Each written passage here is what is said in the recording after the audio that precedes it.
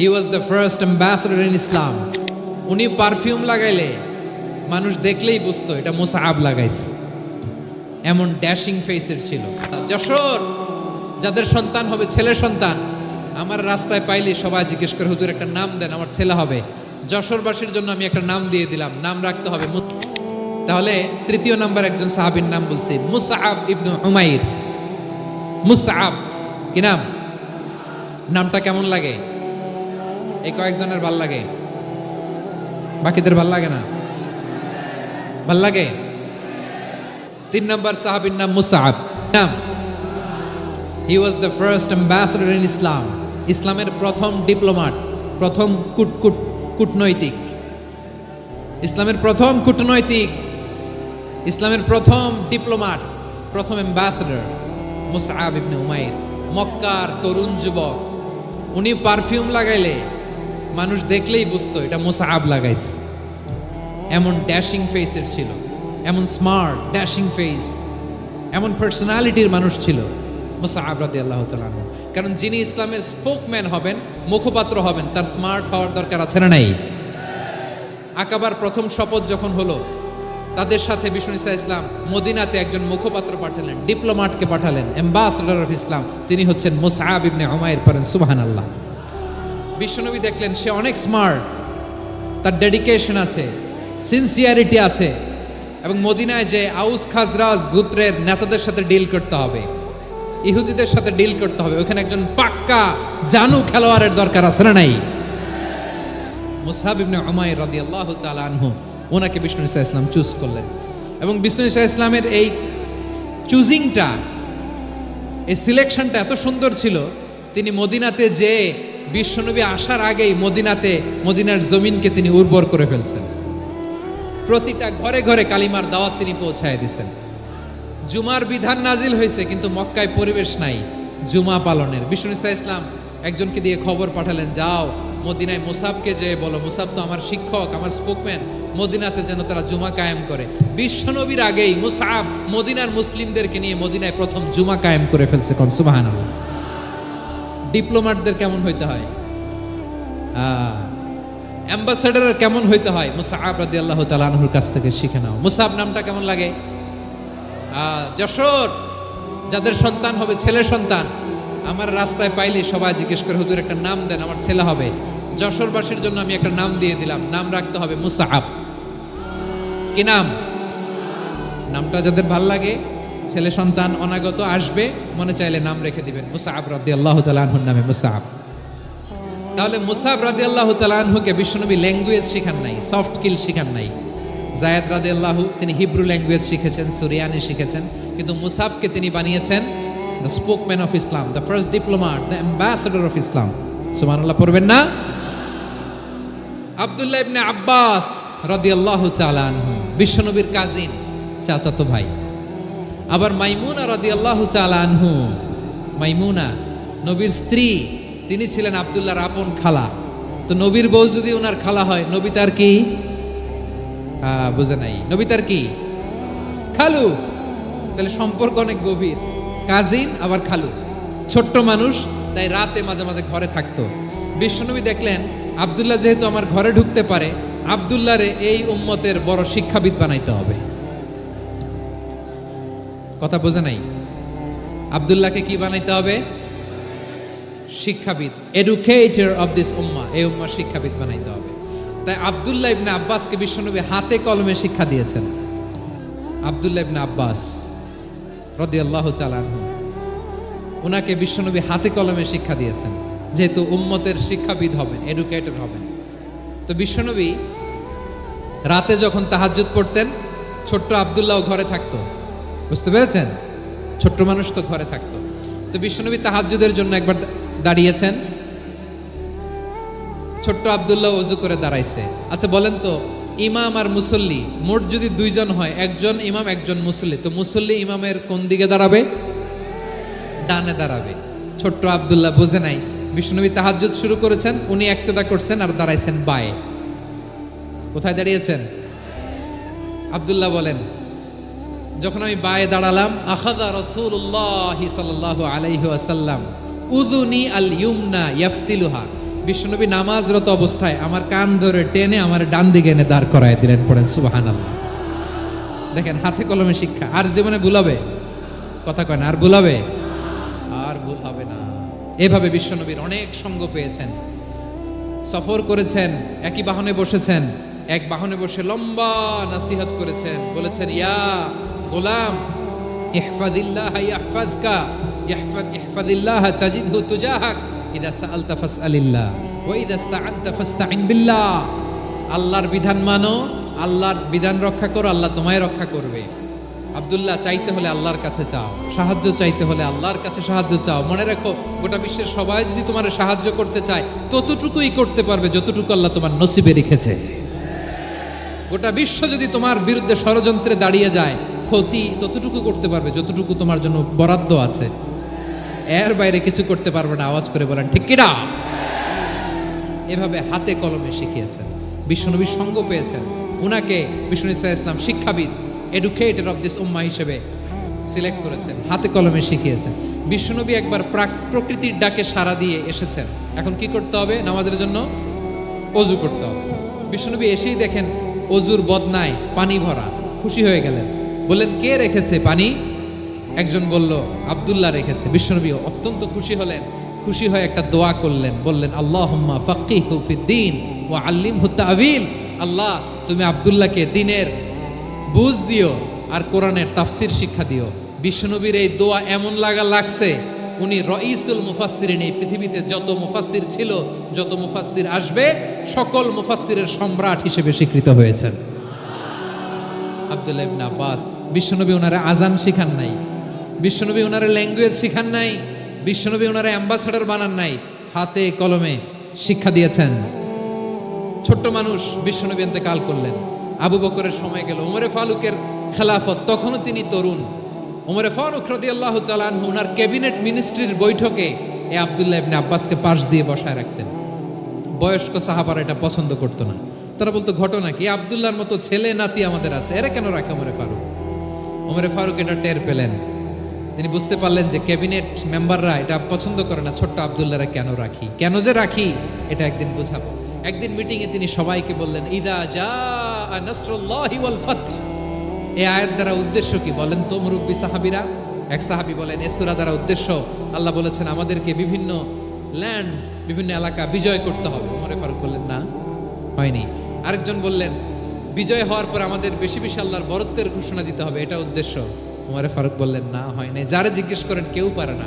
সব শেষে বিশ্বনবী ছোট্ট আব্দুল্লাহরে বলেন আব্দুল্লাহ ইদা জাআ নাসরুল্লাহি ওয়াল ফাতহ, এর দ্বারা উদ্দেশ্য কি বলো তো? ছোট্ট আব্দুল্লাহ বলেন হুয়া আজালু রাসূলিল্লাহ। এই আয়াত দ্বারা বিশ্বনবীর বিদায়কে উদ্দেশ্য নেওয়া হয়েছে। ওমরে ফারুক বললেন হাদা হুয়া, এটাই তো সঠিক উত্তর, এটাই সঠিক তাফসীর এই আয়াতের। কারণ ইদা জাআ নাসরুল্লাহি ওয়াল ফাতহ, যখন আল্লাহর সাহায্য আর বিজয় আসবে, ওয়া রাআইতান নাসা ইয়াদখুলুনা ফি দীনিল্লাহি আফওয়াজা, আপনি দেখবেন দলে দলে ঢলে ঢলে বানের পানির মতো মানুষ ইসলামের দিকে ঢুকতেছে, ইসলামের বিজয় হয়েছে। তো ইসলামের বিজয়ের মিশন নিয়ে নবী আসছে, বিজয়ী যখন হয়ে গেছে এখন তো নবীর বিদায় হবে। জোরে বলেন ঠিক কিনা? কোন সাহাবী এই সূক্ষ্ম কথাটা ধরতে পারে নাই, ওই আব্দুল্লাহ ছাড়া। আব্দুল্লাহ যখন উত্তর দিছে সব সাহাবীদের টনক নড়েছে। এরপর থেকে কোনো ক্যাবিনেট মিটিংয়ে আর কোনো সাহাবারা কোনো প্রশ্ন করে নাই। আওয়াজ করে পড়েন সুবহানাল্লাহ। বিশ্বনবী আব্দুল্লাহ ইবনে আব্বাসকে দ্য এডুকেটর অফ দ্য উম্মাহ, উম্মার শিক্ষাবিদ হিসেবে গ্রহণ করেছেন। আওয়াজ করে পড়তে হবে আল্লাহু আকবার। সাহাবীদের নামগুলো মনে থাকবে? এক নম্বরে আবু মাহজুরা, মুয়াজ্জিন বানাইছেন। যায়েদ ইবনে সাবিত, দোভাষী, ট্রান্সলেটর অফ প্রফেট, এবং তিনি ছিলেন বিশ্বনবীর ব্যক্তিগত সচিব। মুসআব ইবনে উমাইর, the first ambassador and diplomat of Islam. আব্দুল্লাহ ইবনে আব্বাস, এই উম্মার সবচেয়ে বড় এডুকেটর, শিক্ষাবিদ।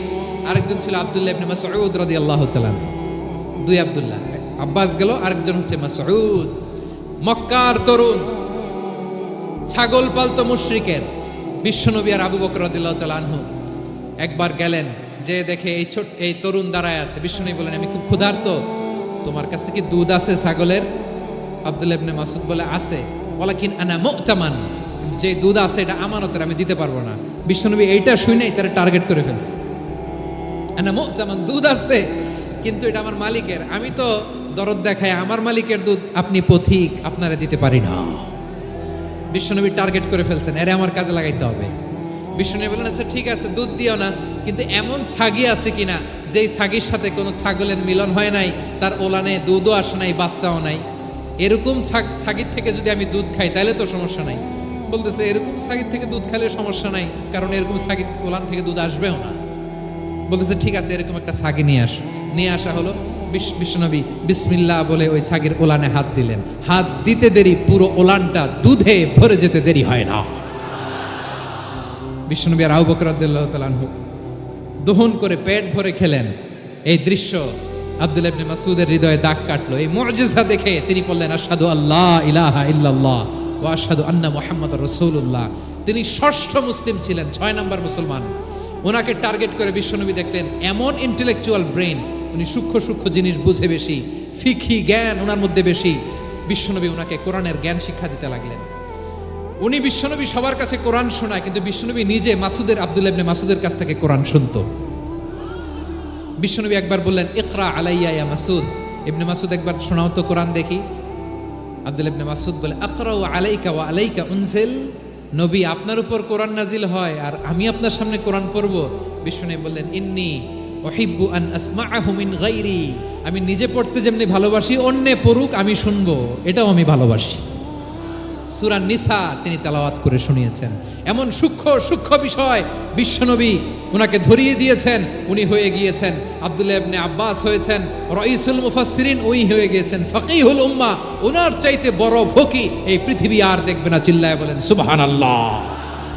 উনি বলতেন, ওয়াল্লাহি ওয়াল্লাহি ইল্লাযী লা ইলাহা গায়রু মা উনজিলাত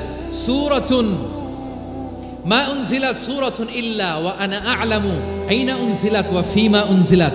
বিশ্বনবী এমন ভাবে কোরআনের দার্স আমাকে দিয়েছেন, কোরআনে যত সূরা নাজিল হয়েছে, যেখানে নাজিল হোক না কেন আমি জানি এটা কোথায় নাজিল হয়েছে এবং কোন প্রেক্ষাপটে নাজিল হয়েছে।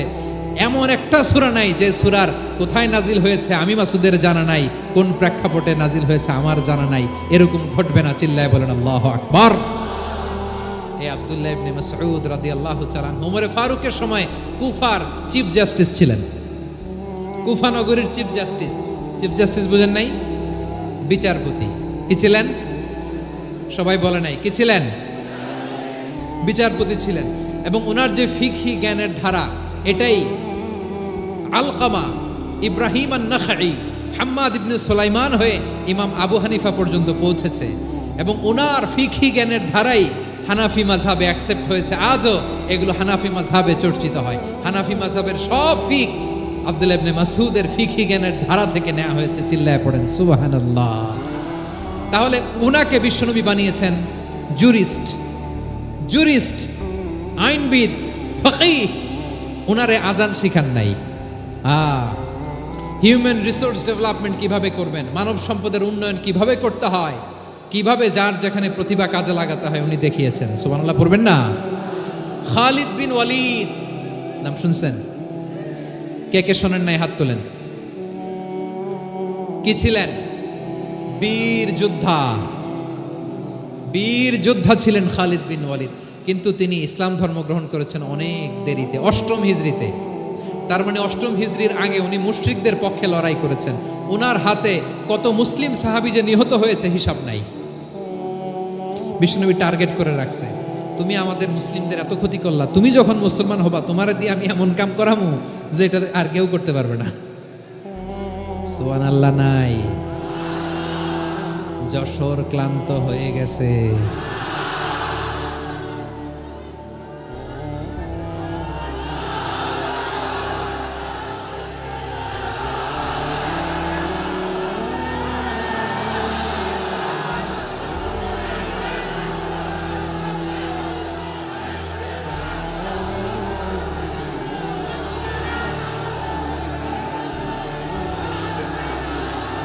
মাশাআল্লাহ।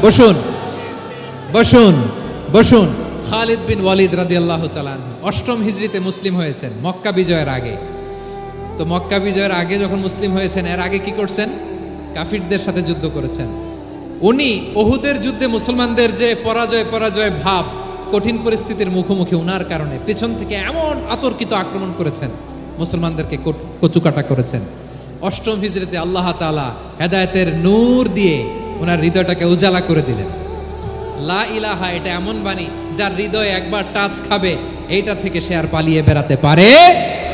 ঝিনুকের ভেতর লুকিয়ে থাকে যেমন মতি, ঝিনুকের ভেতর লুকিয়ে থাকে যেমন মতি, কলমা শাহাদাতে আছে আল্লাহর জ্যোতি, কলমা শাহাদাতে আছে আল্লাহর জ্যোতি। ঠিক কিনা বলেন? মক্কা বিজয়ের আগে মুসলিম হলেন, হওয়ার পরেই বিশ্বনবীর টার্গেট ফুলফিল হলো। ওই যে টার্গেট করে রেখেছেন আর দোয়া করেছেন, খালিদ বিন ওয়ালিদ যদি মুসলিম হয় তাকে আমি মিলিটারি চিফ বানাবো। ওনাকে আজান শিখান নাই, ওনারে কান ধইরা নামাজের এই মাথা থেকে ওই মাথা আনান নাই, ফিকহি কোরআনের সূক্ষ্ম তাফসীর ওনারে শিখান নাই, অ্যাম্বাসেডর বানান নাই। বিষ্ণু ইসলাম উনাকে সামরিক অভিযানে প্রেরণ করেছেন। সামরিক অভিযানে তিনি প্রেরণ করেছেন। ওনার জীবদ্দশায় ওনার নেতৃত্বে যতগুলো যুদ্ধ হয়েছে একটা যুদ্ধেও তিনি পরাজয় বরণ করেন নাই। ওমরে ফারুকের সময়কালে তিনি চিফ অফ মুসলিম মিলিটারি মানে মুসলিম সেনাপতি হয়েছেন। যশোর আওয়াজ করো, ঠিক কিনা বলো? সেনাপতি, মুসলিম সেনাপতি। তাহলে কিভাবে হিউম্যান রিসোর্স ব্যবহার করতে হয় গোটা বিশ্ব আমার নবীর কাছ থেকে শিখে নাও। খালিদ বিন ওয়ালিদ, ওনাকে বিশ্বনবী একটা উপাধি দিয়েছেন। উপাধিটা হচ্ছে সাইফুল্লাহিল মাসলুল, আল্লাহর নাঙ্গা তরবারি, আল্লাহর খোলা তরবারি, দ্য ওপেন সোর্ড অফ আল্লাহ।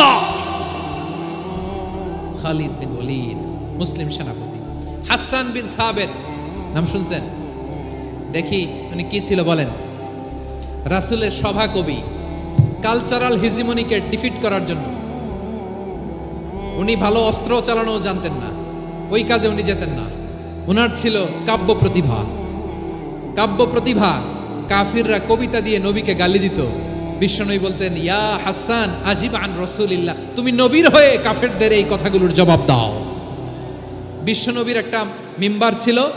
বিশ্বনবীর মিম্বারের পাশাপাশি মসজিদে নববীতে এই হাসান বিন সাবেতের জন্য বিশ্বনবী একটা স্পেশাল মিম্বার বানিয়ে দিয়েছেন। এখান থেকে তুমি জবাব দাও। এবং বিশ্বনবী বলেছেন, আল্লাহুম্মা আইয়িদহু বিরূহিল কুদুস। আল্লাহ, হাসান আমার পক্ষে জবাব দেয়, তুমি জিব্রাইল মারফত তাকে সাহায্য পাঠাইয়া দিও। রাসূল সাল্লাল্লাহু আলাইহি ইসলামের সভা কবি, the poet of the prophet, নবীর কবি। উনি কবিতা দিয়ে এমন উচ্চাঙ্গের ভাষায় কবিতা দিয়ে তিনি জবাব দিতেন, কাফিরদের গা শিহরে যেত, তাদের হৃদয়ে আগুন ধরে যেত। তাহলে এরকম কবিরও দরকার আছে না নাই? এখন যাকে আল্লাহ দিছে কাব্য প্রতিভা, এরা যদি আপনি যুদ্ধের ময়দানে পাঠান হবে? যারে দিছে সুরেলা গলা, এরা যদি অ্যাম্বাসেডর বানান হবে?